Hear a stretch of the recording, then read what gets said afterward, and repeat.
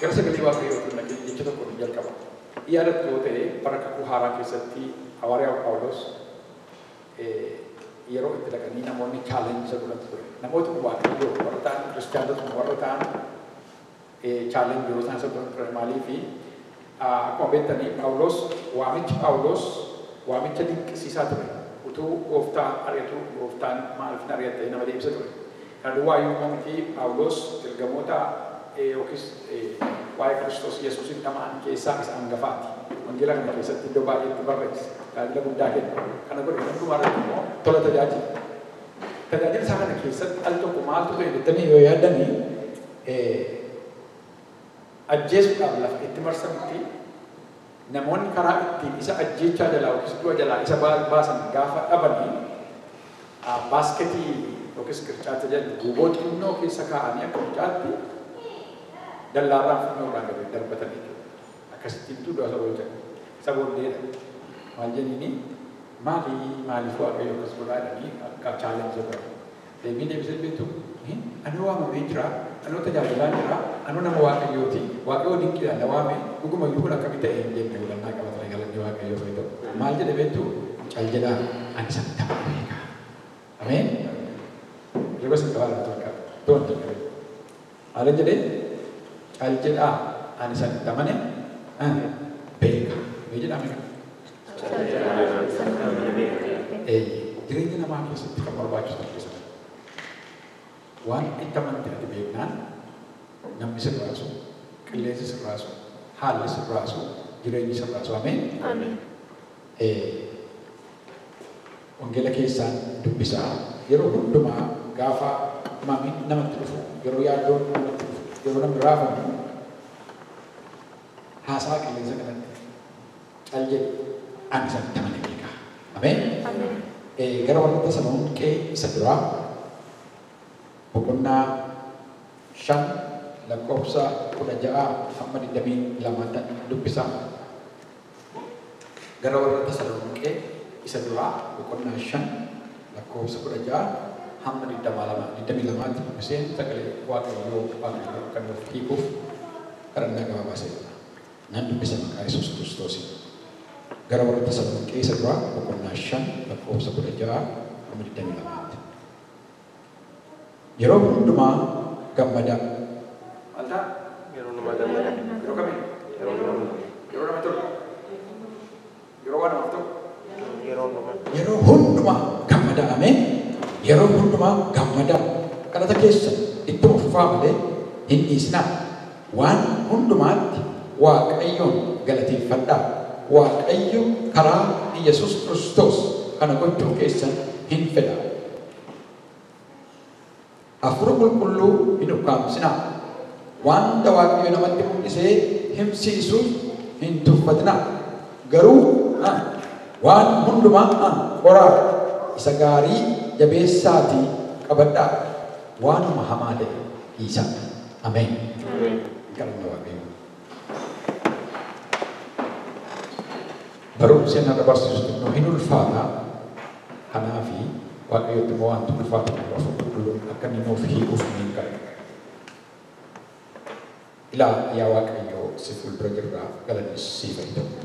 Yeroo kana sitti mul'ate galanni siif haa ta'u. Sitti nu gargaare galanni siif haa ta'u. Maqaa Kiristoos Yesuusiin yaa Waaqayyo waa tokko si kadha. Ulaan Waaqa nurratti dhufu. Ayyaanni kee nurraa dhufu. Inni yaa Waaqayyo sammuu namaa banu. Inni yaa Waaqayyo yaada namaa ifaatti baasu. Inni laphee namaa banu. Inni yaa Waaqayyo waan hundumaa hiikee nama barsiisu. Jettaree gooftaa Yesuus Kiristoos yoon deeme isiniif wayya. Gara abbaa godhan dhaqaa anis immoo kophaatti isin dhiisu kan isin jajjabeessu. Hafuura qulqulluu isiniifan ergaa. Innis immoo waan hundumaa hiikee isin barsiisa akkuma jettee yaa Waaqayyo. Hafuura qulqulluun abdii keenya. Inni humna keenya gooftaa hafuura qulqulluu gara kanatti si afeerra. Maqaa Yesuus Kiristoos kottu jireenya keenya dhuunfadhu. Kottu yaada garaa keenya dhuunfadhu. Kottu sammuu keenya dhuunfadhu. Maqaa Yesuus Kiristoos sammuun keenya dhoogan haa banamu. Hajinaan jedha maqaa Yesuus Kiristoos sammuun keenya haa banamu. Maqaa Yesuus Kiristoos yaada garaa keenya haa banamu. Hubannaan keenya haa banamu. Ilaa yaa Waaqayyo Waaqayyo waan natti dubbate kan jedhu gooftaa hiikamee gooftaa jireenya keessatti ibsuu akka danda'u ati nu gargaara. Isa asii dubbadhu gararraatti yaa Waaqayyo isaaniif waan hiiktuuf si haa galatu. Kanan goota maqaan kee ulfaatu. Naannawaa gara hojii kee gargaara. Sagantaa keenya irratti ulfaatu. Maqaa Kiristoos Yesuusiin. Ameen. Mata dureen lallaba kootii raajii dhugaa waan jedhudha. Raajii dhugaa. Mee raajii dhugaa jedhaa? Sagalee Waaqayyoo jedhamaanii raajiin bless. Raajiin raajiidhuma garuu raajiin dhugaan jira, raajiin sobaa jira. Ameen. Raajiin dhugaa jira, raajiin sobaa jira. Inni raajuu isa Waaqayyoo inni raajuu jira, isa yaada garaa isaatiin inni raajuu. Inni haala raajuu jira. Kanaaf har'aa raajii dhugaa kan jedhu ilaalla. Adaraa gaafa waa'ee kanaa ilaallu namaan waliin qabsiisnaa hamma isin danda'ametti jireenya keessanii fi waan barbaachisu waa hojjecha malee haaluma kamiin ta'e iyyuu namaan waliin qabsiisnaa. Inni galaa wanti barbaadu. Maaliif jireenya keessatti hamma har'aatti as keessaa hundi keenya nama of gaadhaa. Eeyina yaadni dabar tokko nama akkas naan jedhee raajiin keessatti dubbatee ture raajiin kun hin taane raajiin kun sobaa kanaa namni sun sobaadha jettanii akkasitti nama waliin qabsiisinaa. Kanaaf nama wal qabsiisuurra haalaan wal qabsiifnee ilaallame. Sagalee kan iddoo kanarraa lallabuudhaa fi kan inni murteessee kaleessa ture. Maaliif yeroo ammaatti yoo ilaaltanii namoonni afur qulqulluurraa fagaatanii kara lama. Tokko afur qulqulluu haguuguudhaan. Utuu Waaqayyo namatti dubbatu, utuu Waaqayyo yaada namaa gara isaatti deeffachuudhaaf Waaqayyo sossobee nama ofitti qabu namni afur qulqulluu dhaggeeffachuu dhiisee afur qulqulluu haguuga. Kanaaf iddoo kanatti maal jedhe Phaawulos yeroo warra Tasaloniqee isa jalqabaa boqonnaa 5 keessumaa lakkoofsa 19 afaan dubbisne irratti maal jedha afur qulqulluu hin haguuginaa hin ukkaamsinaa. Abidda boba'u tokko laalaa. Abidda boba'u siistamiitti naamsan salphaa maal beektu? Waanuma qilleensa oksijinii kennee tokko warra gadi gombistan maal ta'a? Innaama afur qulqulluun akka abiddaatti fakkeeffama. Wanta lama jedhe tokko namni afur qulqulluu ukkaamsuudhaanitu afur qulqulluu irraa fagaata. Inni lammataa immoo afur qulqulluu gaddisiisuudha. Afur qulqulluu gaddisiisuudha. Inni kunis maaloodha? Let's say sooromsaatu waan tokko isiniin jedha. Isan isiniin jedhe kana isin immoo fuutaniitu isan isiniin jenne akkan isiniin jedhe fuutanii dubbattu.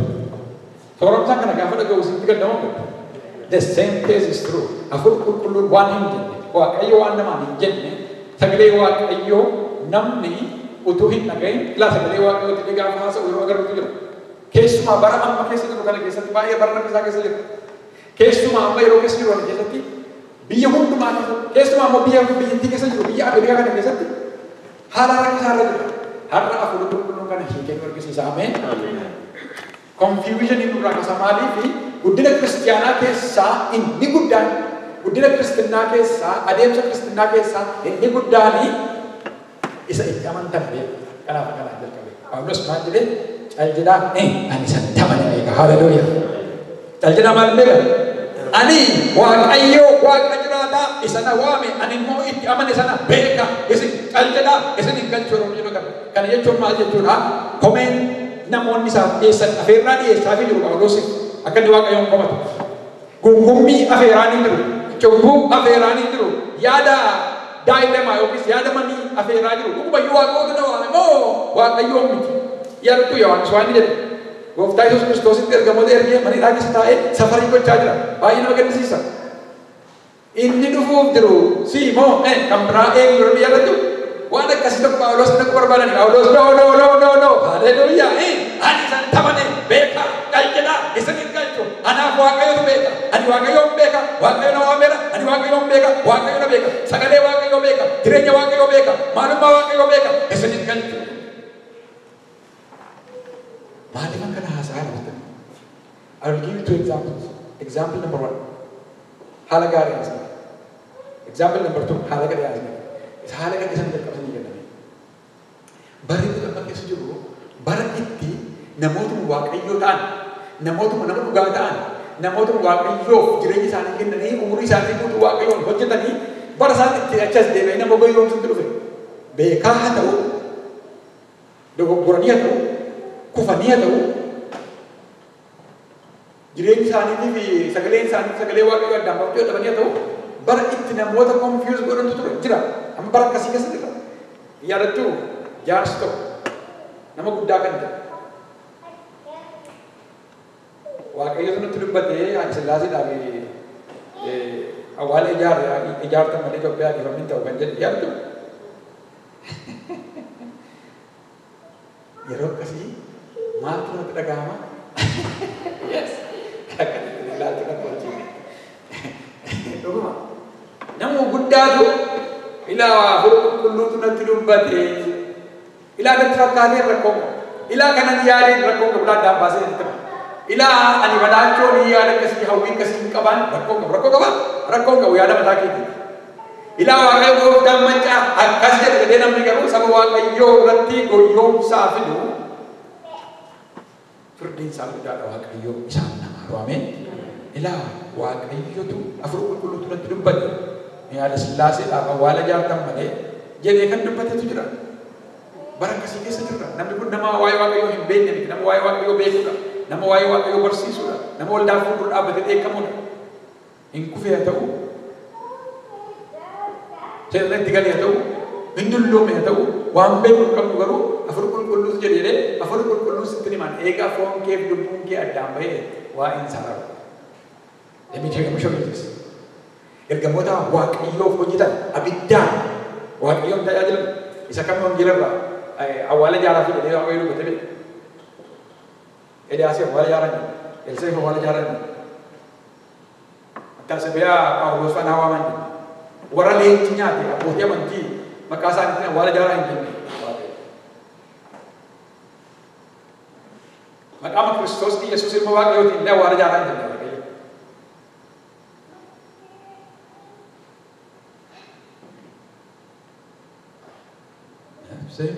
Wada amlakwa Sikam wada faru Sayyimeles Tolo tolo biye Israel Bicara sedih farfate tasfahin Paulos tu jadi Paulos sudah farfate Lupu kenya Gara waaqayyo erga deeme Foon immoo biyyoo irraa dhufee gara biyyootti erga deeme waa'een isaa raawwatera waa'ee gara fuulduraatti malee waa'ee gara duubaa miti warra akkasitti jira Waaqolmaa maarwameen Kun sekarang kita alam tanin, afur puluh kan di season itu mutra. Altoko beni ini betul lagi. Beni ini itu akan ikut afgaf tiga bulan. Ini pun yang mau pakai jalan itu macam sekarang masih itu maju. Namni wakayon beku, ani wakayon beka, ani sentaman beka, kalceda. Ini nama jadi sisu, ubanna ugan karena fakar. Sana situ korban. Akan itu, wae Israel itti kaasanii gaafatan. Kunoo Israel akkas ta'aa jirti. Filisteen Israel irratti yeroo hundumaa dhukaasa. Kun akkasi ati immoo maal jettaa jedhanii waan dalagatu isa rakkisaa. Tokko namichi jireenyi maaliyyuu nama Israel. Biyya koo, saba koo jechuutu jira.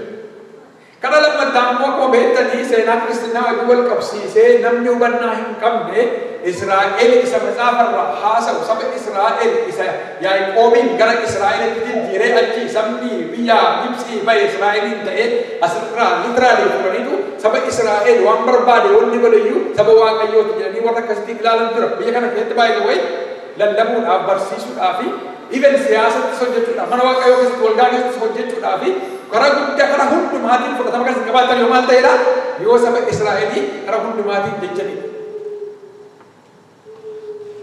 Waaqayyo isaanii which is false which is not true Odi dhaqanii maal jedhanii kanaafituu jaallate namni maal jechuu qaba Israa'eliin dubbachuu qaba dhaqaniitu waa'ee Filisteen Israa'el gaafatanii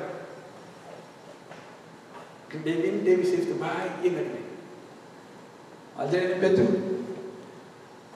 Andi nanggo, haleluya. Dini ko untuk ketika ini setan ini. Gafina kasih anak berat Firina. Andi nanggo. Dini ko untuk ketika ini semarora setan. Filistenis, Israelis, wakil Ameen. Maaliifan kana jechaa jira? Haqa barumsa kana gaafa raawwannu nan lallaban gara nan barsiisaa. Sirriitti wal dhaggeeffattanii asii gaafa baatanii namni tokko maqaa Waaqayyoo itti isin goyoomsu. Ameen. Mee ameen jedhaa fudhata. Namni tokko ishee maqaa Waaqayyoo itti isin goyoomsu. Namni tokko maqaa Waaqayyoo itti isin goyoomsu. Raajii ta'uu danda'a, paasterii ta'uu danda'a, lallabaa ta'uu danda'a, barreessaa ta'uu danda'a. Feesbuukii irratti nama ba'anii yeroo hundumaa afur qulqulluudhaan waa'ee Waaqayyootiin aktiivistaan ta'uu danda'u. Namni tokko kana booda isin goyoomsu. Ameen. Sirriitti dhaggeeffadhaa. Wangeela Yohaannis isa duraa, ergaa Yohaannis isa duraa boqonnaa 4 lakkoofsa 1 hamma 6 dubbisaa mee dhaggeeffadhaa. Ergaa Yohaannis isa duraa boqonnaa 4 1 hamma 6 keessumaa 4 hamma 6 irra waan jiru barbaada garuu nan dubbisa.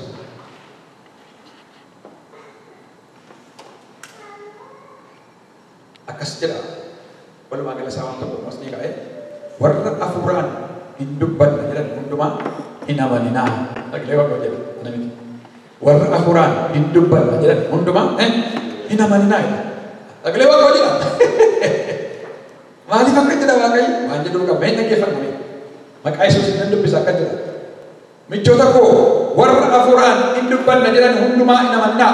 Waaqayyo biraa yoo ta'anii hafuurota isaanii ittiin dubbatanii qoraatii ilaalaa malee. Raajonni sobduun baay'een gara biyya lafaatti ba'aniiru. Hafuurri Yesuus Kiristoos fooniin dhufuu isaa amanatee beeksisu hundinuu kan Waaqayyooti. Kanaanis hafuura Waaqayyoo ta'uu isaa hin hubattu. Hafuurri akka kanatti Yesuusin amanatee hin beeksifne hundinuu garuu kan Waaqayyoo miti. Inni kun hafuura isa Kiristoosiin mormuudha.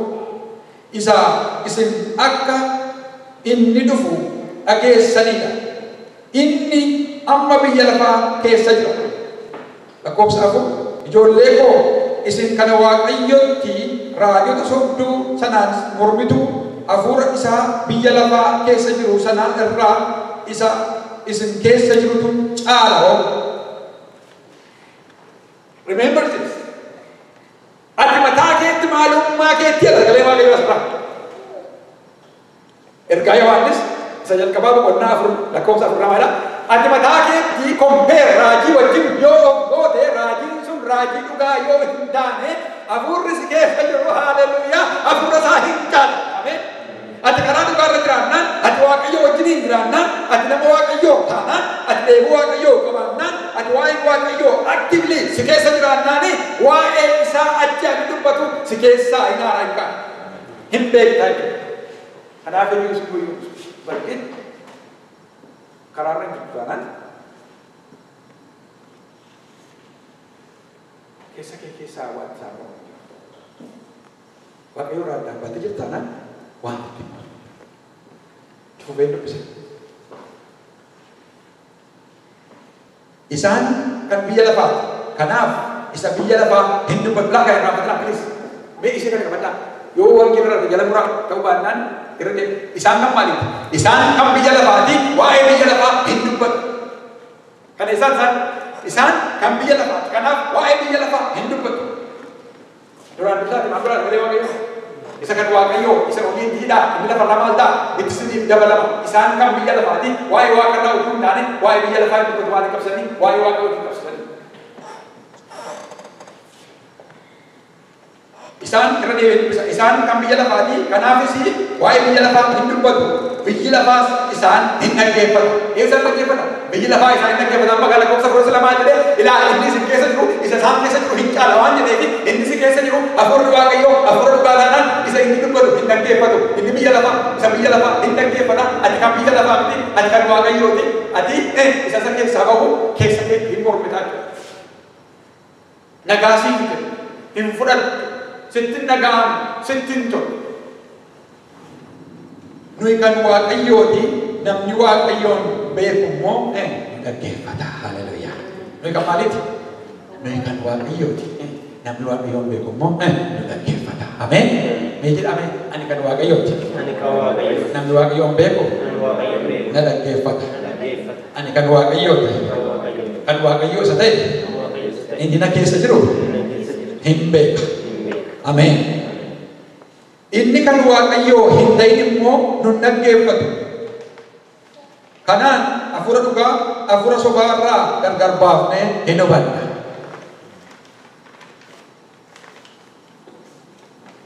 Kanaaf kiraateriyaa sadii duwwaa maaliif harri sagantaa irbaata gooftaa qabna waan ta'eef nan gabaabsa dabako wanta sadii duwwaan dubbata.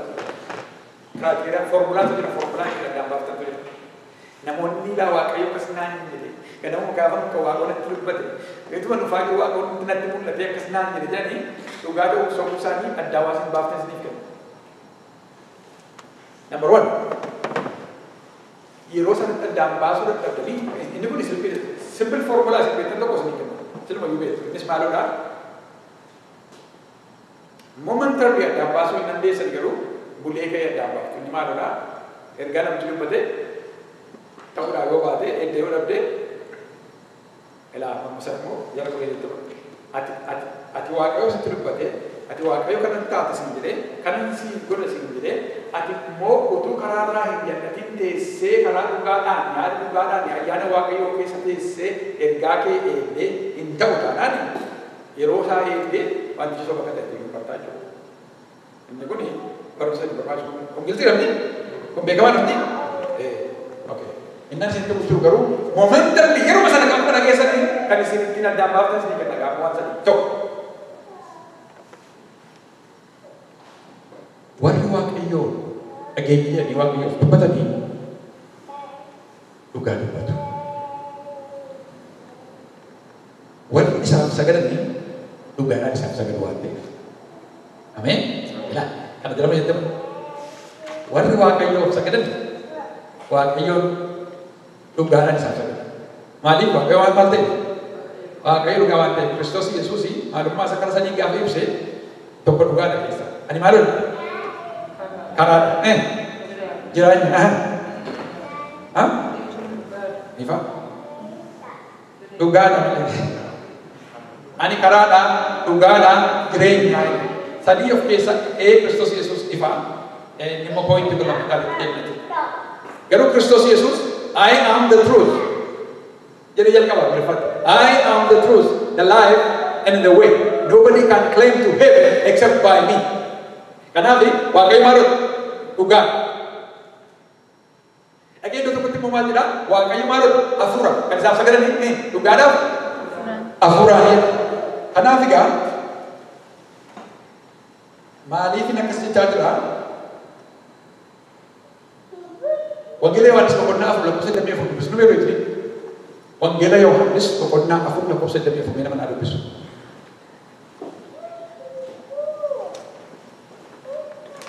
Abbaan biftanii immoo kana fudhata.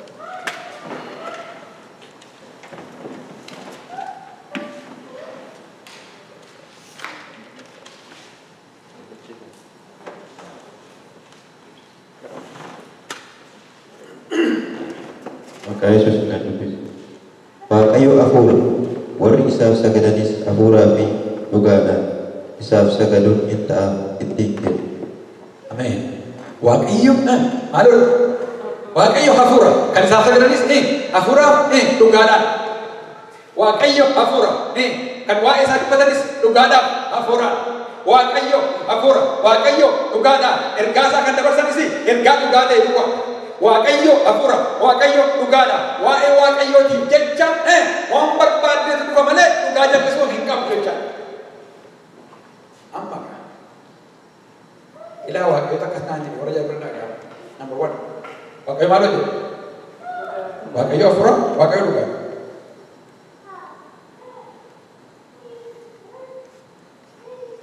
Hanqaaquu indaaqqoo keessaa maaltu ba'a? Indaaqqoo ba'a. Hanqaaquu keessaa indaaqqoo baate waan ta'eef garuu hanqaaquu bofaa fidanii yoo indaaqqoo jala keessanii indaaqqoo argattu bofa keessaa indaaqqoo ba'uu danda'u waan ta'eef. The same case is true. Waaqayyo dhugaa eegatee dhugaa keessaa waan ta'u maal duwwaa? Dhugaa keessaa sobiin ba'a? Dhugaa keessaa sobiin ba'a. Kana qabadhaa. Waaqayyo dhugaa. Sobni immoo dhugaa keessaa ba'a. Dhugaa keessaa dhugaa wal waatu. Waaqayyo dhugaa. Sobni isa keessa hin jiraatu. Waaqayyo dhugaa. Namni soba yeroo jalqabu, namni waliin makuu yeroo jalqabu dhugaarraa dhabu. Maal isaan dhabeetu? Mee fageessinu, mee waa'ee biyya kanaatti hin deebi'a. Biyya kan bulchu kategorii tokko abbootii wangeelaa warra jedhamtu. Abbootii amantii yookiis abbootii wangeelaa warra jedhamtu. Kiristaanota ma jira. Siyaasa keessaa hirmaatu jechuudha. Warri biyya lafaa waa maal haasa'u? Warri biyya lafaa waa'ee biyya lafaa haasa'u. Kanarraan kan ka'e namoota baay'een taasifamee jira. Namoota baay'ee warra kaanii abaabeen faan beeku Facebook irratti gaafa darbu deebii kennaaf hin ture nan dhiise jedha. Hin lallabu, hin barsiisu, followers baay'ee qabu. Waa'ee maal haasa'u garbeetu? Waa'ee biyya lafaa. Hin lallabu, hin barsiisu, hin kadhatu, followers baay'ee qabu. Waa'ee maaliif ajandaan isaanii? Waa'ee biyya lafaa. Iddoo nama tokko maalan jedhanii yoom immoo waa'ee waaqayyoo dubbattaa jedhetti deebise. Yeroo hundumaa waa'ee Obaamaa, yeroo hundumaa waa'ee Trump, yeroo hundumaa waa'ee Oprah, yeroo hundumaa waa'ee Democrats, yeroo hundumaa waa'ee Republican. Isa booddee eegeen nabee yoom immoo waa'ee waaqayyoo dubbattaa jedhe.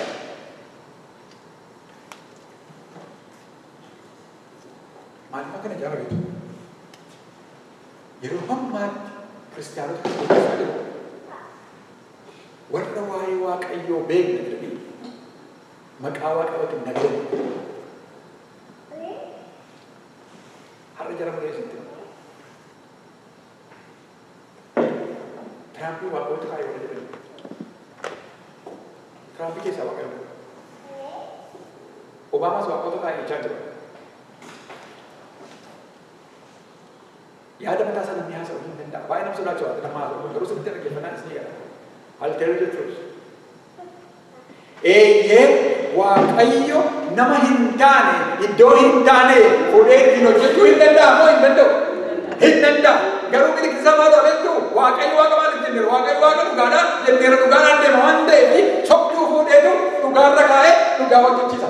Hattuu fuudheetu jireenya gaarii hojjechiisa. Nama dabaa fuudheetu qajeelaa hojjechiisa. Nama waliin ta'u fuudheetu waan gaarii hojjechiisa. Dukkana keessa nama baasitu hojii ifaa hojjechiisa. Isin gala malee hattuu fuudhee maaltu fufsiisu waaqayyo. Sobduu fuudhee sobduu maaltu fufsiisu waaqayyo. Acha barbaarii fuudhee acha barbaarii maaltu fufsiisu waaqayyo.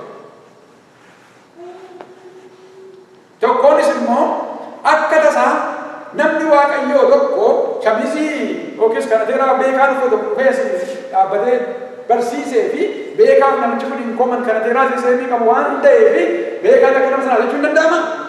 Hin danda'amu. Namni tokko deengaddaa inni dubbisan ture maal jedhaa? Namni tokko duwwaayyuu eeggasii gaafa naqee riisarchi godhama baay'ee nuti. Saamsooniif Tiraamp kan isaan qaban hin koman jedhaniitu fuudhanii Saamsoonii qixxeessu Tiraampiin. Keessi koo baay'ee na gubate. Saamsoonii Tiraampiin kan isaan fakkeessan immoo maaliin beektu? Lamaan isaanii dhugaatii hin dhumne waan ta'eef namoota waaqayyoo ta'e. Heessaa walitti dhufa godhu. Waaqayyo hubannaa isaa namaaf kenna. Saamsoon mucaa dhabiinsaan dhalate. Mucaa haannaa ture. Utuu dhabiinsaan ganaa utuu hin dhalatin misiraachoon itti kennamee gaafa yommuu namni kun alkooliin isa bira akka hin geenye jedhee ajaja waaqayyo irraa kan ba'eef. Kanarraan kan ka'e hamma dhumaatti hojii waaqayyoo hojjechaa nama ture. Waliin fakkeessuun hin danda'amu tokko jedhama. Dhugaan dhugaadhaa sobi soba. Namni waaqayyo maal godha beektu? Namni waaqayyo kara rakkoo kee yoo sitti dhufanii lakkii dhugaan dhugaadhaa kanarratti asin sobuu hin danda'u jedha malee. Waanuma namni baay'een isa dhagee followers baay'ee waan qabaatee fi hagalee waaqayyoo of fuuldura qabaa hunda duubaan summii keessa kaa'ee namaaf hin dhiyeessu. Summii jechuun marzi yookiis immoo poison isa jedhama. Kanaaf egaa maal jechuudhaan barbaade number 1 irran deebi'aa warri isaaf dubbatan warri ergaa waaqayyoo dabarsan dhugaadhaan dhugaa dubbatu dhugaadhaaf dhugaadhaan dhugaa dubbatu dhugaa dubbatu dhugaadhaan jedhanii dhugaa dubbatu dhugaadhaan sobni immoo dhugaa keessaa waliin makuun hin jiraatu. Waa'ee waaqayyoo qalamii dibuu hin danda'amu. Mucaa xinnoo tokko waaqayyo dhibee kaasee biyya keenyatti. Takka barumsa namni. Abbaayeen ishee immoo sassata horii kennu waldaadhaan. Mana isaanii keessaa kaate mucaan xinnoo mucaa waggaa meebii 8. Garuu wangeela hin beektu sagalee isin dubbisuu hin dandeessu. Garuu maal jettee wangeela Maatiyoos boqonnaa 2 lakkoofsa akkasiirraa akka jedhamee dubbisaa kaa'etti. Isheen dirga dabarsiti gaafa dubbisanii warri baay'ee warri jettise. Manatti galteetu abbaadhaanii ilaa waaqayyoo isatti jarra kaawwattee jirtu nan fudhadha jedhee jetteen.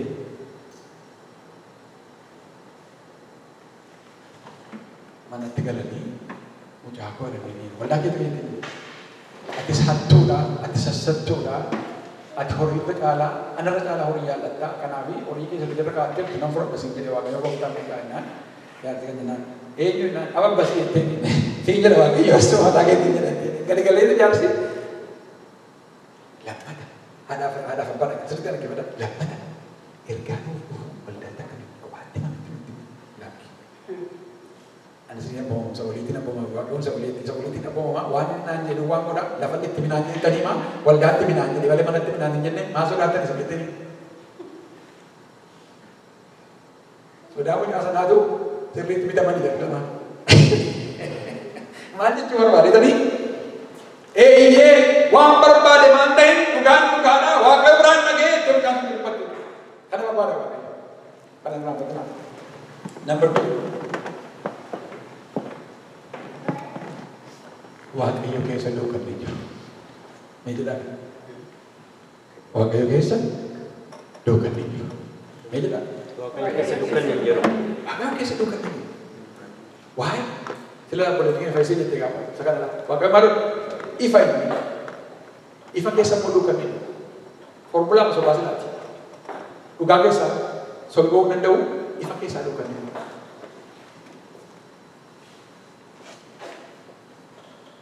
Amma lafa isin ergaa. Hojii dukkanaa hojjechaa jirtu nama waaqayyoo fi hojii dukkanaa simachaa jirtu nama waaqayyoo fi hojii dukkanaa geggeessaa nama waaqayyoo fi hojii dukkanaa simachaa leebaa የሌባ ተባባሪ ምንድን ነው? ሌባ hattuunis namni hatu danda'us hattu sobduunis nama sobutu arguuf hin fedhe isaa wajjin waliin tawaabaruunis sobduu dhugaa jiru. Kanaaf yaa waaqayyo ifa keessa dukkani ba'uu hin danda'u. Waaqayyo ifa ta'e hamba jirutti namni waaqayyoon beeku waa'ee waaqayyoo namni galee fi ifa keessaa dukkana fakkeessee baasu. Birhaan callamaan ayitafaa biraasa. Birhaan callamaan dhaawata. Bacallamee ቦታ እያመጣ lafatti dukkanaa itti ibsa. Afuratti gaafa itti dukkana kan ibsa qabu. Hojii dukkanaa beektu tokko nama jibbuun hojii dukkanaati. Nama gargar qooduun hojii dukkanaati. Nama sanyiidhaan qooduun hojii dukkanaati. Nama bifaan qooduun hojii dukkanaati. Nama biyyaan qooduun hojii dukkanaati. Nama kalariidhaan qooduun hojii dukkanaati. Nama amantaadhaan qooduun hojii dukkanaati. Nama walitti naquun hojii dukkanaati. Nama gargar hiruun hojii dukkanaati. Kana keessaa tokkoyyuu ifi jiru hojiin waaqayyoo. Number 1. Sila maaliin jedhu? Waaqayyo eeyyee maaliin hojjetan? Naman taaneen hojjetaman hojjetu waaqayyo. Hattuu fuudhee gaarii godhee itti hojjeta malee hannaan itti fufsiisu. Namoota waa'ee waaqayyoo beekanii TV fuulduratti ba'anii maal jedhu? Ay waaqayyo beekaadha waaqayyotu nuuf kaasee hanna isaan laalinaa, isa walii ta'uu laalinaa, soba isaan laalinaa, jibba isaan laalinaa, nama polotikaa miti akkas ta'e. Eeyyee waa'ee waaqayyoo dhiifnee isa kana filanne sana duukaa bu'eetu jedhanii gaariidha. Maal jechuu barbaadanii? Namni warra adii gaafatee gurraacha jibbu, warra gurraacha arrabsaa, warra adii walitti qabu, warra adii immoo warra isa duukaan buune jejee warra isa kaane arrabsu, nama mirga dubartoota lafatti gad naqu, nama mirga hiyyeessaa dhiibu, nama horii hatu. Nama horii hatu. Waaqayyotu kaasee naannoo ittiin hojjechaa jira hojjettanii waaqayyo sana hin beeku waaqa biraadha waaqayyochi. Waaqayyo hubannaa sana.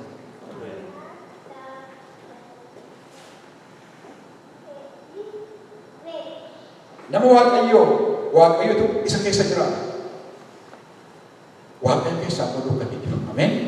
Nama waaqayyoo maal isa keessa jiraata? Ani isa keessa, ati na keessa, ani si keessa, ati mucaa koo, ani abbaa kee, isin saba koo, ani waaqayyo kee, ani si keessa, ati na keessa jiraata. Kiristoos Yesuus gaafa foon isaa cabsee kennee akkas jedhe. Kuni seenaa kooti. Kana fudhachuu keessa deemee isin na keessa jiraatu, ani si keessa jiraata. Ergaa Yohaannis jalqabaa boqonnaa tokko lakkoofsa irraa biziin isaa dhaggeeffata. Waan sagalee waaqayyoo. Ergaa Yohaannis jalqabaa boqonnaa tokko lakkoofsa 5. Waaqayyo ifa. Haleluuyaa. Waaqayyo ifa. Dukkanis matumaa isa keessa hin jiru. Ameen. Waaqayyo maal godha? Waaqayyo ifa. Dukkanis matumaa isa keessa hin jiru. Ergaan nuyi isarraa dhageenyee isinitti himnusee isuma kana.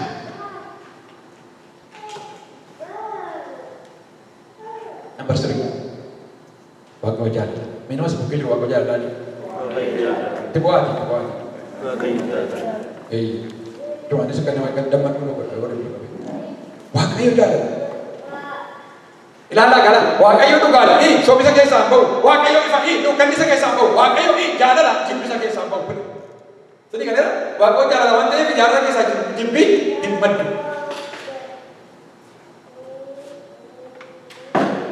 Ergama Yohaannis jalqabaa boqonnaa 4 lakkoofsa 7 irratti yoo ilaaltan akkas jedha.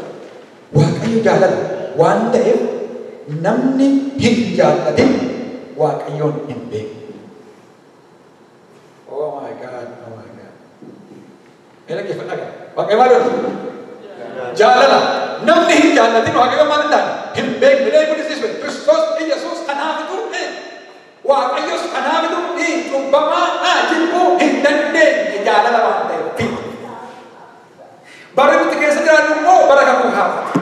እግዚአብሔር ደግሞ violent አይደለም.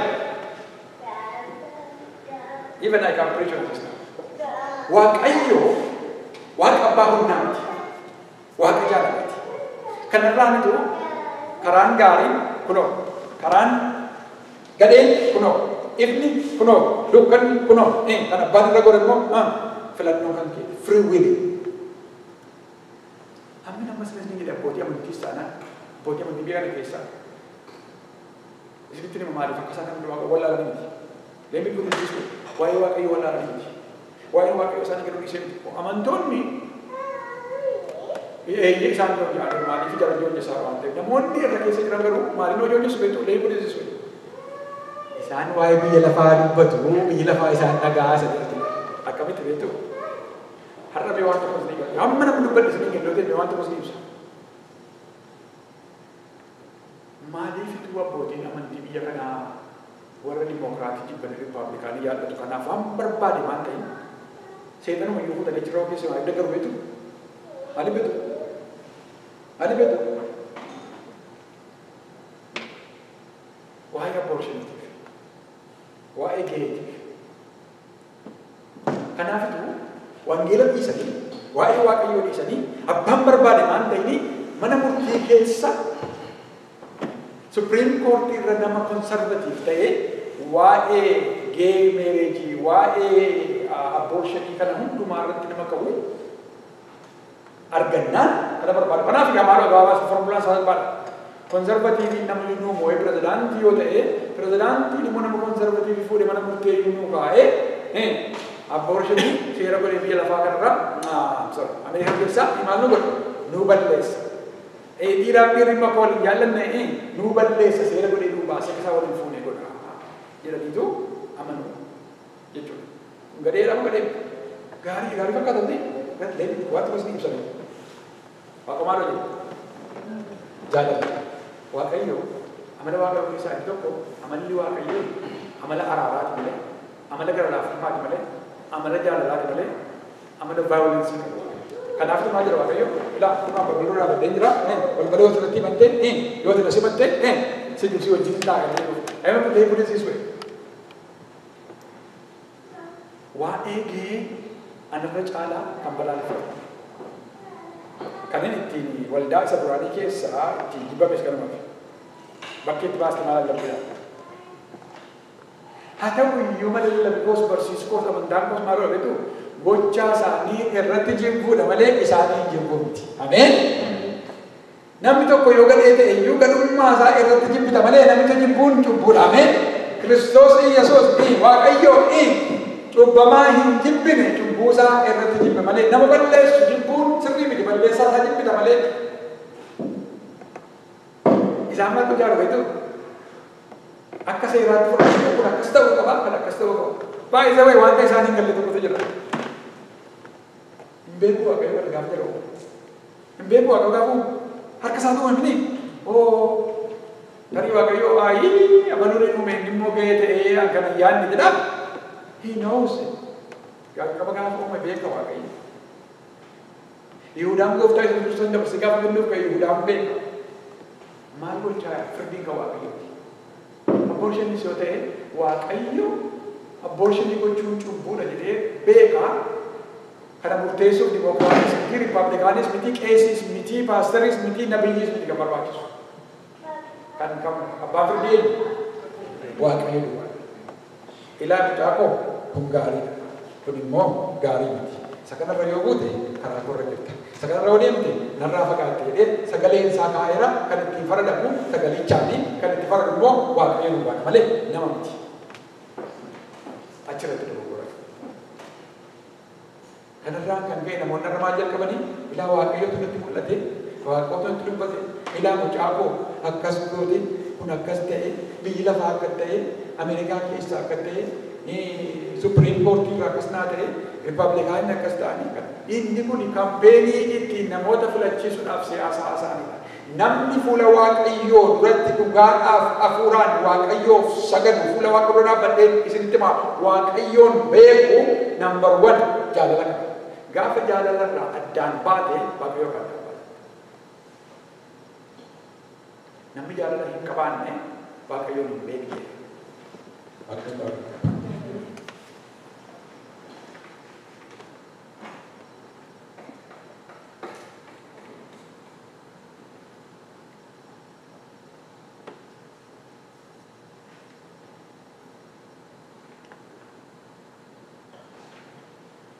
Kanaaf egaa dhugaadha dhugaa keessa sobii hin qabu Waaqayyo ifa keessa dukkannee hin qabu Waaqayyo jaalala keessa jibbee hin qabu.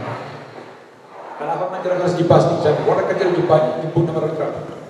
Dhugaan dhaabbannaani namoota akkasii kana maalirratti dogoggoran utuma hojii gaarii hojjetanii gidduutti sagalee Waaqayyoof sagalee isaanii jalaa wal makee utuma hojii Waaqayyootiif foon isaanii jalaa wal makee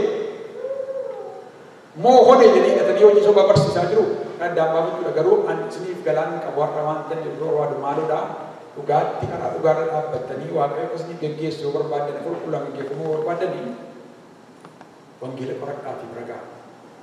Namni wangeela dubbisu hin dogoggoru kan ittiin madaaltanis sagalee Waaqayyoo. Kana gaafa taatan namni qabeenya dubbatti hin deebisu. Haalli dubbatti hin deebisu. Haasaan namaa dubbatti hin deebisu. Namoonni tokko jiru yeroo Waaqayyo isaanii tole yeroo Waaqayyo misiraachotti dubbatu ililchanii isin afarsanii gaafa immoo Waaqayyo irraa addaan fagaatanii gaafa Waaqayyo irraa dadhaban immoo gaafa isin lakkii deebii dhiisitanii ulee fudhatanii isin naannoo isinitti fiigu. Wanna dhabuudhaan. Kanaaf gaa har'a namootumti waan gaarii barreessanii duukaa bu'inaa. Namootumti waan gaarii barreessanii duukaa bu'inaa. Dhugaa sagalee Waaqayyootiin madaaluu yaala. Sagalee Waaqayyootiin madaalaa. Kun immoo kan ta'uu danda'u sagalee Waaqayyoo beektanii sagalee Waaqayyoo akka midhaaniitti nyaaddaa. Guyyaa guyyaatti sagalee Waaqayyoo dubbisaa. Sagalee Waaqayyoo kadhadhaa keessaa Waaqayyoo kadhadhaa sagalee Waaqayyoo dubbisaa. Namni guyyaa guyyaatti sagalee Waaqayyoo ati I don't care namni tokko chaaptarii wangeela tokko dubbisuu danda'a yookiis chaaptarii lama sadii afur dubbisuu danda'a yookiis chaaptarii tokko dubbisuu danda'a. Garuu all I need is a progress. Maaliif lakkoofsa lama sadii duwwaa hin ta'in every day wangeela dubbisa. Ameen. Kadhannaa Waaqayyoo.